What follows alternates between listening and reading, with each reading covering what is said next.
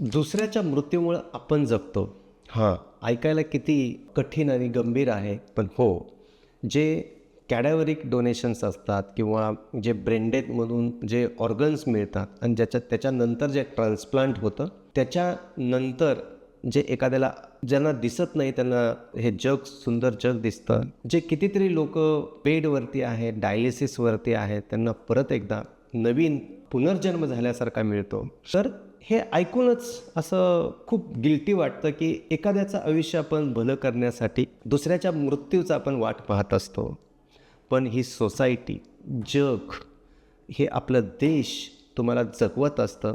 त्याची जाणीव तुमचं जर कॅडॅव्हरिक ट्रान्सप्लांट झालं असेल, तर त्याची जाणीव तुम्ही नक्कीच ठेवा.